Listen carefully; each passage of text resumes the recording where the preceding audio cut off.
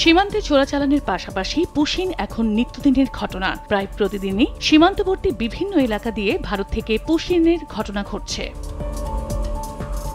বৃহস্পতিবার ফেনী, কুমিল্লা, পঞ্চগড় ও লালমনিরহাট সীমান্ত দিয়ে শিশু, নারীসহ ৭৮ জনকে ভারত থেকে জোরপূর্বক বাংলাদেশে পাঠানো হয়। বিজিবি জানায়, ভোরে ফেনীর ফুলগাজী ও ছাগলনাইয়া সীমান্ত দিয়ে ২৪ জনকে পুশিন করে বিএসএফ। তারা কুড়িগ্রামের বাসিন্দা। এছাড়া কুমিল্লা সদরের গোলাবাড়ি সীমান্ত দিয়ে আরও ১৩ জনকে পুশিন করা হয়েছে। আমার সাথে কথা ছিল, মানে তোমরা বাংলাদেশি, সম্পূর্ণ বাংলাদেশি, একখানে খাড়া হও, কাগজপাতি সম্পূর্ণ ক্লিয়ার করছে, তোমরা এখান থেকে নিয়ে যায় আমার বাংলাদেশের বিএসএফের হাতে দিবে। কাটাতাড়ের এখানে নিয়ে আসার পরে রাত তখন বাজে ১টা-১.৫টা বাজে, ওই টাইমে নিয়ে আসে, গেট খুলিয়ে কলে তোমরা এদিক দিয়ে চলে যাও।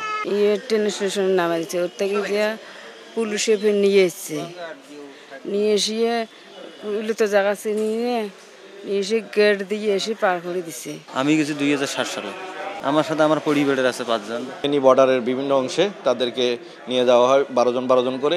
২০০৭ থেকে ১২ সালের মধ্যে ইন্ডিয়াতে যায়। বিজিবি তাদেরকে পুশব্যাক করার চেষ্টা করে, পরবর্তীতে পুশব্যাক করতে পারে নাই। এর আগে বুধবার রাতে লালমনিরহাটের পাটগ্রাম উপজেলার গাটিয়ার ভিটা ও ঝালাঙ্গি সীমান্ত দিয়ে শিশু, নারীসহ ২০ জনকে পুশিন করে ভারত। তাদের আটকের পর থানায় দিয়েছে বিজিবি। তাদের বাড়ি খুলনা, নড়াইল ও যশোর জেলায় বলে জানিয়েছে পুলিশ। বিজিবি আমাদের কাছে ২০ জনকে হস্তান্তর করেছে।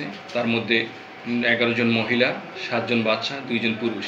এছাড়া পঞ্চগড়ের জয়ধরভাঙ্গা সীমান্ত দিয়েও বুধবার রাতে পুশিন করা হয়েছে আরও ২১ জনকে। এদিকে পুশিনের ঘটনায় বিএসএফ এর সঙ্গে পতাকা বৈঠক হয়েছে বলে জানায় বিজিবি। চন্দ্রা বিশ্বাস, ববি, সময় সংবাদ।